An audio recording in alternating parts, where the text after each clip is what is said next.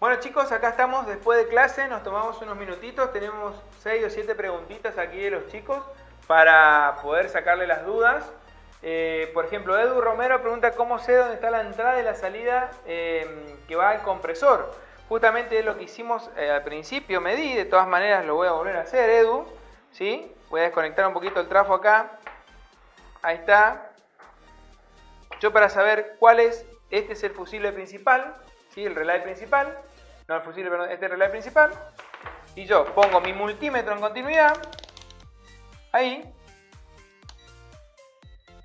Y lo fácil es una patita en el fusible y la otra patita tocando el relay, ¿sí? El que te hace continuidad, ese es el que entra a fase.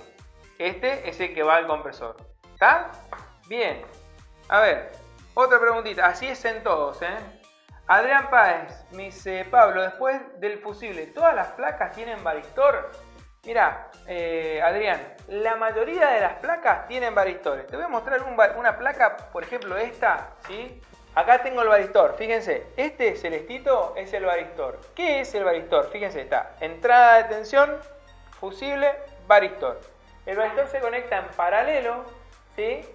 Entre fase y neutro, y es un protector de tensión. O sea, el objetivo del varistor protege para la alta tensión, ¿sí?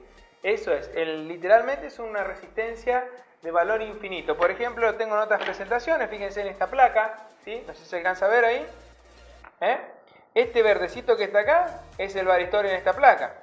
Miro por ejemplo en esta otra placa, vengo por acá. Fíjense como en esta otra placa el varistor está como encapsulado, ¿lo ven? ¿Se alcanza a ver ahí? ¿Ven cómo está como encapsuladito? Está como una funda. Eso es porque a veces el varistor cuando recibe alta tensión literalmente, la palabra es explota o se dispara. Y bueno, entonces lo ponen así en una especie de funda termocontraíble para que no provoque daños alrededor a otros componentes alrededor de la placa, ¿sí? La mayoría, salvo las placas universales, esas sí, olvídense, esas no tienen varistor, justamente por ser universales.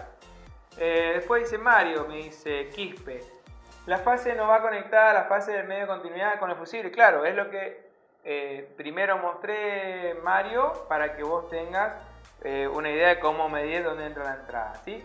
Arturo Miranda me dice, ¿qué pasa si no tengo 220 volts y si tengo baja tensión? ¿No afecta el trafo? Bien, Arturo, si tenés menos de 220 volts, el transformador obviamente va a entregar menos de 11,5 volts.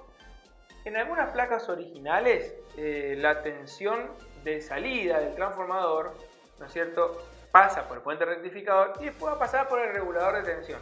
Hay algunas placas que leen la tensión y si la tensión es muy baja, directamente no activan la otra parte de la placa o ya directamente se corta para que no siga alimentando la placa. Es una manera de proteger los componentes. Obviamente, si tenés baja tensión, los relays, por ejemplo, a veces no se activan porque hay relays que trabajan con 12 volts y si vos tenés 10 volts o 9 volts, no pegan los relays, ¿sí? Vamos con otra pregunta. Jonathan Medina dice, si tengo un transformador de 220 volts a 24, ¿se quema la plaqueta o puede resistirlo? A ver, vamos a ver, si tengo un transformador de 220 volts a 24, ¿se quema la plaqueta o puede resistirlo? Ah, bien, entendí que si... O sea, no podés colocar... Jonathan, no podés colocar un trafo de 24 volts si la plaqueta requiere 12. ¿Está? O sea, si tu plaqueta es para trabajar en 12 volts, en 15 volts, no podés poner un transformador de 24 volts porque parte de los componentes van a sufrir recalentamiento y obviamente se van a terminar quemando. ¿Está? Así que lo que tenemos que respetar es la tensión, por favor, para que no provoques daños en otra parte de la placa, ¿sí? Bueno, después hay un chico que dice, yo, sería, ¿cómo se miden los diodos? Me dice, gracias. Los diodos, chicos, son semiconductores, ¿sí? Eso lo vamos a ver en la clase que viene, pero igual lo explico rapidito. Al ser un semiconductor, quiere decir que tiene sentido tiene continuidad en un solo sentido. O sea que yo para medirlo lo tengo que poner en continuidad y lo tengo que tener desoldado de la placa generalmente para poder medir. De un lado tiene que pasar la corriente y del otro lado no debe pasar la corriente. Lo vamos a ver mejor en la clase que viene, ¿sí? Es lo que vamos a hablar específicamente, ¿sí?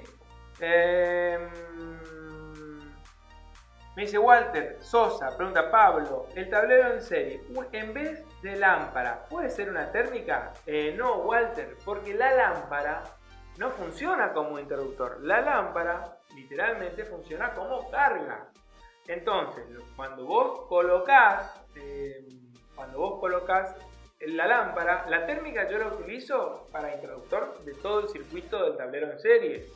Pero vos pones la lámpara y si vos tenés un cortocircuito en algún lugar, la lámpara lo que va a hacer va a ser encender. Si no, se te va a disparar la térmica, pero te va a provocar el cortocircuito.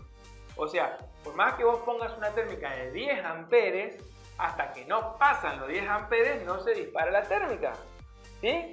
Perdón, hasta que no provoque el cortocircuito, la termomagnética no se dispara. Entonces, no cumple la misma función, ¿está? O sea que sí o sí necesitas tener una lámpara y como te dije, tiene que ser de las lámparas incandescentes, ¿sí? Matías Seniquel dice... me dice, estaría bueno que nos enseñe cómo va el tablero, Matías.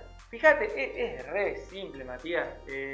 Ahí en la clase que la vas a poder volver a ver, está el esquema eléctrico. Una línea es un cable, es súper simple. Se te va a hacer muy sencillo de fabricarlo. Seguir simplemente el esquema, ¿sí?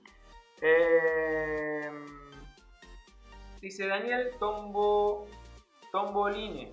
Dice, ¿puede fallar la placa, la parte que maneja los sensores ambiente y pozo? Sí, Daniel, puede fallar. Si bien hoy no vimos esa parte, cuando veamos en la clase 3 creo que hablamos de sensores.